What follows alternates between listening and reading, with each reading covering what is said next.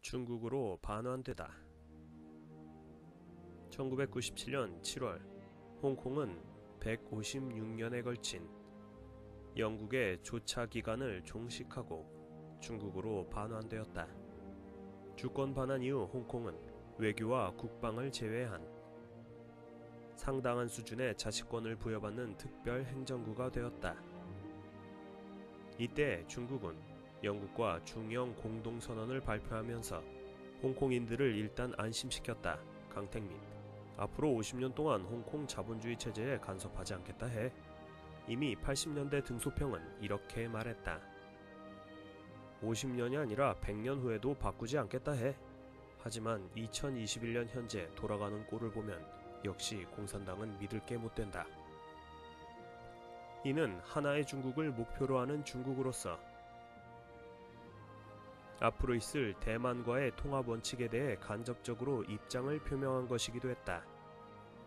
대만, 아이고 이거 큰일 났네. 게다가 중국으로서도 황금알을 낳고 있는 거위인 홍콩을 애써 배를 갈라 잡아먹을 필요가 없었던 것이다. 즉, 홍콩의 경제체제와 국제적 지위를 유지하는 편이 훨씬 더 이득이었기 때문이다. 중국은 금융과 중개업이 발달된 홍콩을 통해 외자를 보다 쉽게 도입하고 대외무역의 주요 통로로 삼고자 했던 것임. 하지만 주권 반환 이후 사람들은 불안했다. 홍콩 반환과 함께 영국 정부에서 상당한 혜택을 줬기에 부유한 사람들은 상당수가 해외, 특히 영연방 국가로 이민을 갔고 투자와 소비 심리는 크게 위축되었다. 실제로 주권 반환 직후 홍콩의 주가는 46%, 부동산 가격은 25% 하락했다. 여기에 설상가상으로 아시아를 덮친 외환위기 때문에 반환 초반 홍콩의 경제는 크게 흔들리고 만다. 뜨아.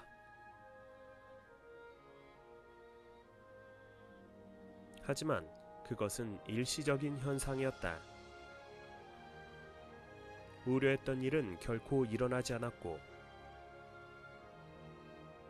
오히려 세계의 공장이 된 중국 경제의 후광을 받아 2000년대 홍콩의 경제는 오히려 더 비상하였다. 당시에 1인당 소득은 일본을 눌렀고 구매력 평가로 따지면 대부분 유럽 국가들을 능가하고 미국과도 비슷한 수준이 되기도 했지. 물론 요새 돌아가는 꼴을 보면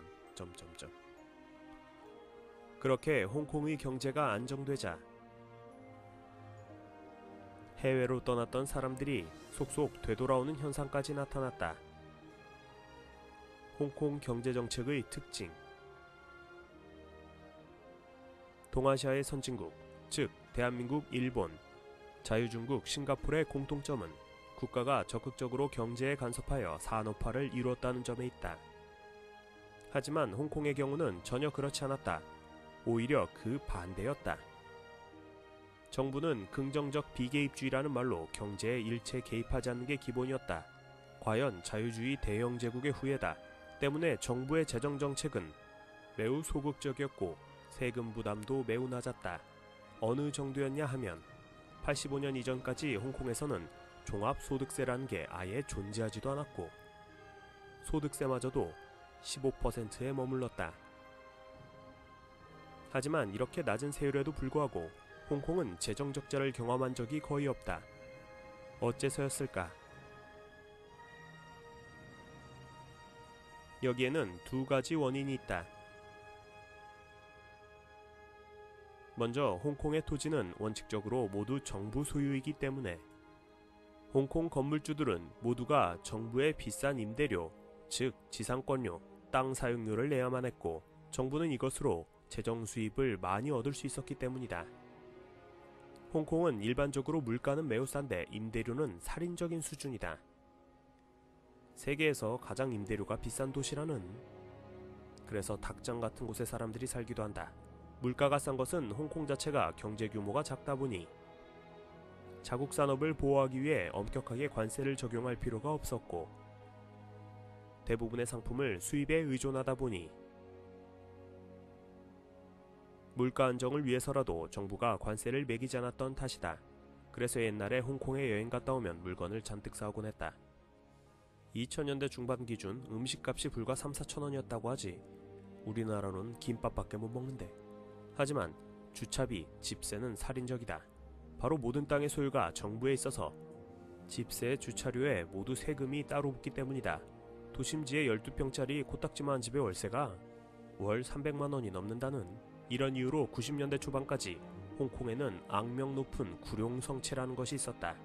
살인적 집값을 피하기 위해 정부의 주권이 제대로 미치지 않는 홍콩 내 특수지역으로 사람들이 몰려들어간 탓에 무허가 콘크리트 건물이 우죽순 증축되어 거대한 슬럼 도시를 만든 것이다.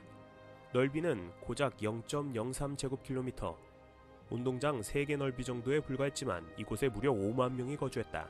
이른 인구 밀도로 따지면 제곱킬로미터당 180만 명 수준으로 인류 역사상 최고다.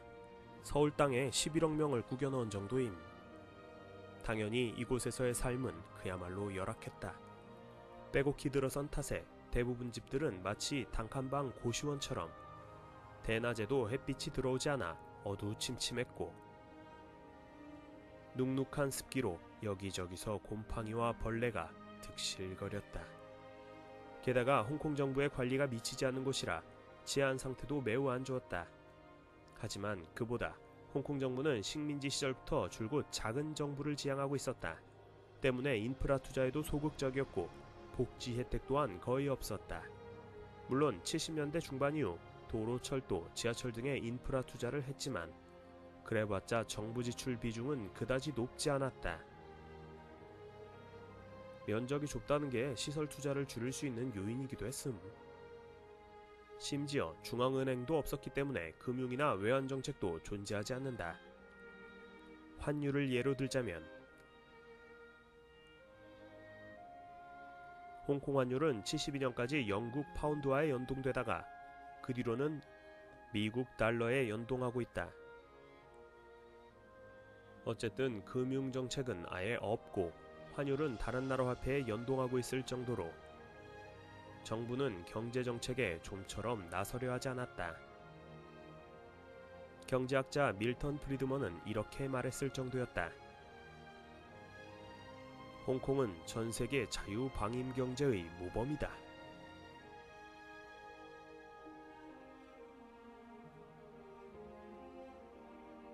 애초에 홍콩에서 노조란 거의 없다시피 한 존재였다.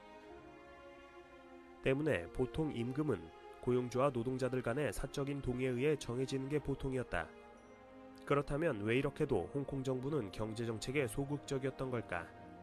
사실 따지고 보면 홍콩의 발전 자체가 정부 계획에 의해 의도된 것이 아니었다. 그냥 우리끼리 열심히 살다 보니 어쩌다 보니 그렇게 된 거임. 때문에 처음부터 정부 역할은 중요하지 않았다. 게다가 홍콩에서는 산업화의 시작 단계부터 본토에서 도망쳐온 중국 자본가들의 거대한 자본과 노하우가 있었기 때문에 다른 동아시아 국가들의 정부가 그랬던 것처럼 정부가 주도해 자금을 끌어오고 시장을 개척해줄 필요가 없었던 것이다. 바로 이것이 홍콩만이 갖는 경제성장의 독특한 모습이다.